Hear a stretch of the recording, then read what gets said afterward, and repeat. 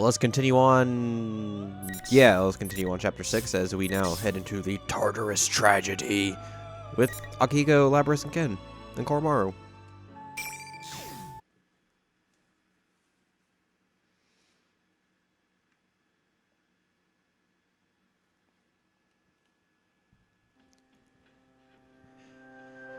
Now that I've recovered from whatever that cross was doing to me, I have enough strength to walk on my own. Still, it seems that whatever wounds I suffered are greater than I thought.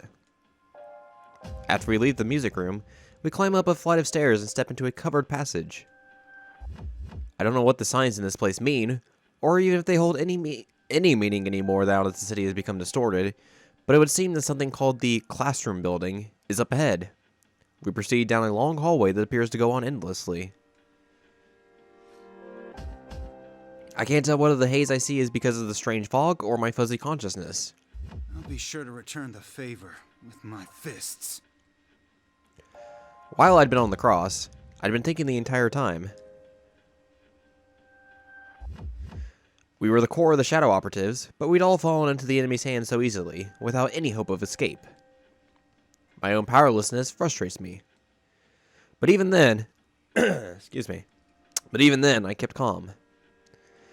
We still have comrades, Ken, Koromaru, and now our new member, Labrys. They've grown so much, and were able to save me even after I'd made such a colossal blunder.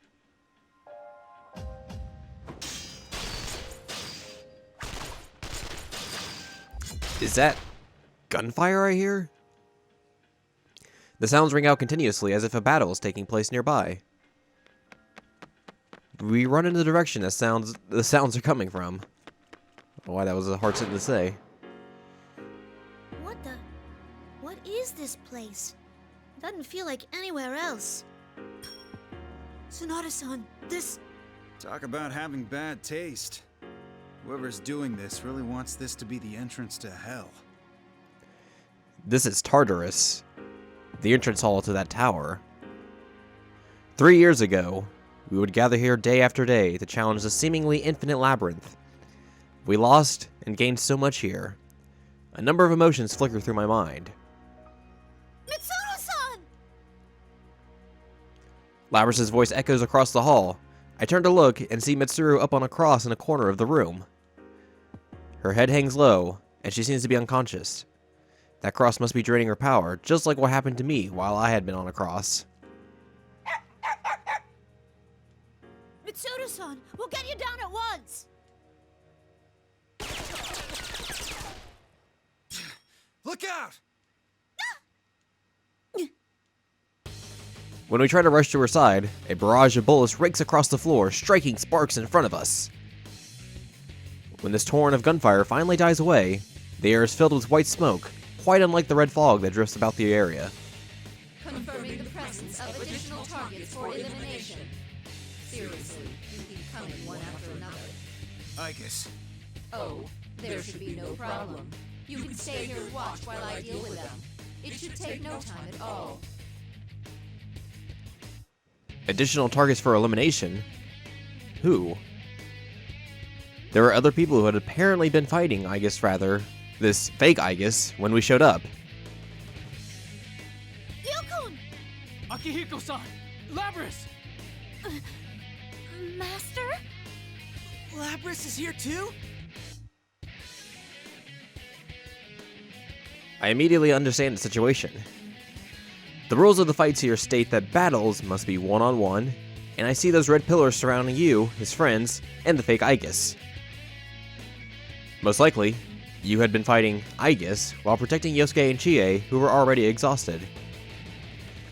The battle itself is one-on-one, but there's no rule saying that you can't attack your opponent's companions if they happen to be in the ring at the time.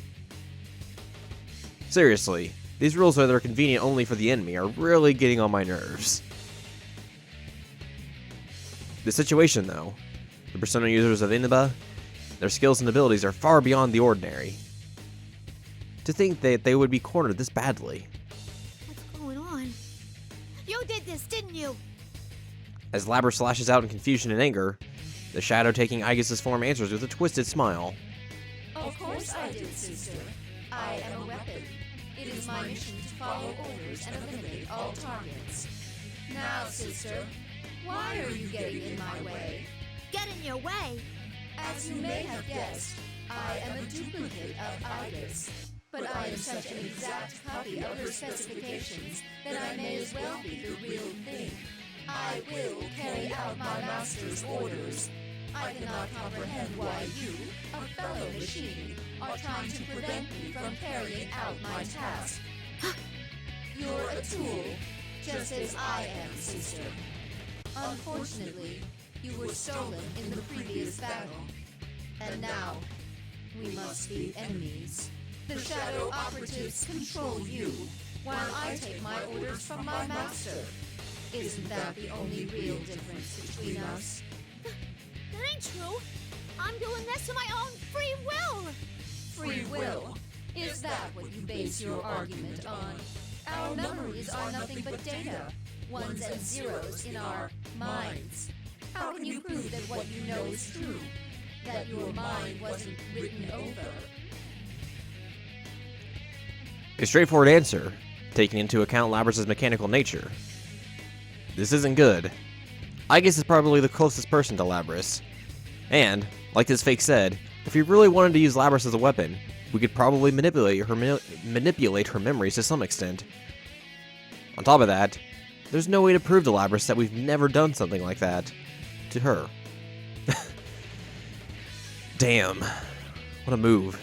Labrys' faith in us must be... Hey, Labra! It's not a son. Let's leave this to her. I'm sure she'll be fine. Ken has his eyes fixed on Labrys, even as he calls out to me.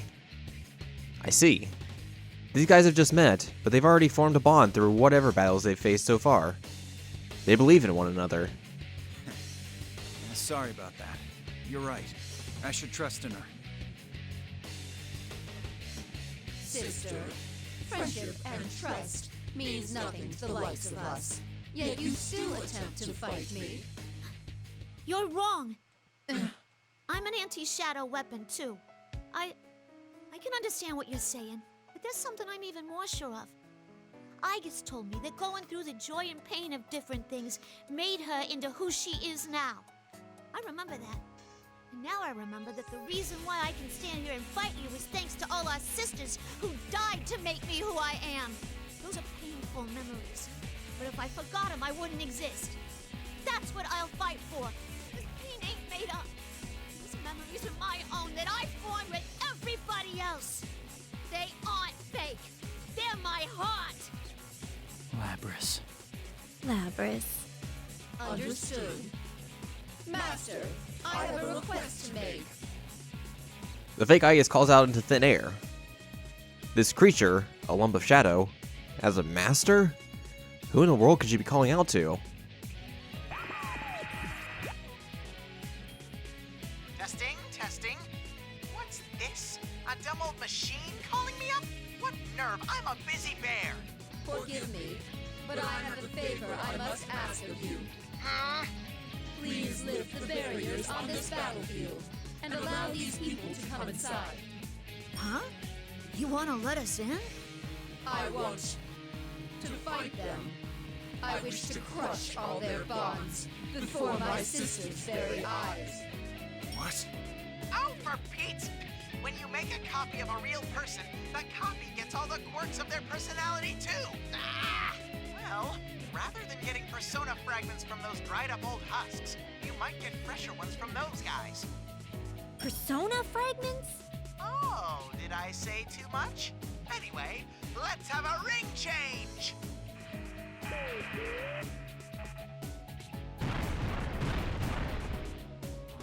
As the voice of the vulgar fake Teddy calls out, new red pillars descend and the old pillars shatter in response. The new pillars drive into the four corners of the room, making this entire classroom into a fighting arena. Are you alright? Yosuke-kun. Chie! We rush over to Yu and his friends to check on them. Good. None of them seem to be that badly hurt. After we ensure their safety, we turn to face the fake Igus again. Thank you for inviting us in before your battle concluded. But we're not gonna show you any mercy. There is no need to thank me. I am about to eliminate all of you right now, after all. Time for me to make a comeback as well. This is a grudge match now. You guys seem a little different from what I was expecting you to be. But I won't be fooled. I'll protect everyone with all my strength. Let's talk with Akihiko since we haven't really done anything with him yet. Or at least really couldn't.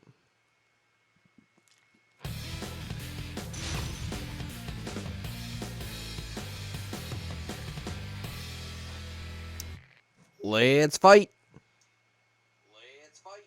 Finally. Nope. Ow. I don't know what I'm doing there. It's like... There we go. Oh, that was really dumb.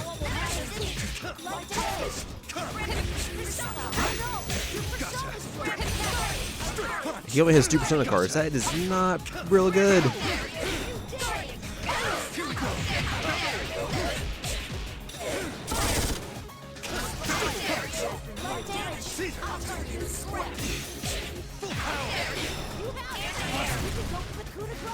Now's the time.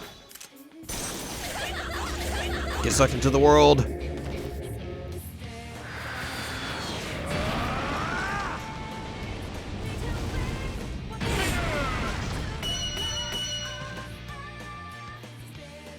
There you go.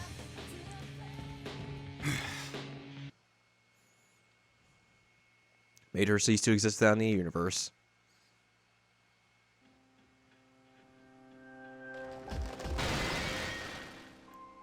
The fake Igus falls to its knees, and its body turns black as it becomes a shapeless mass. I see a hint of pain in Laris's eyes as she watches. Looks like we won. You don't need to look at me like that. Either way, we only have a limited lifespan. What do you mean? We were created for the sole purpose of fighting you.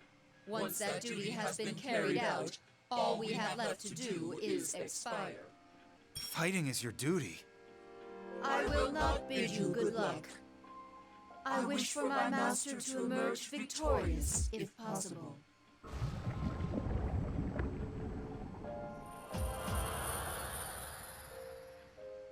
With that, the fake Igus loses all cohesion, falling into a dark puddle on the floor. Eventually, that begins to flow upward like a film of syrup being poured in reverse until it completely disappears. We watch this process to the very end while we think about our troubles.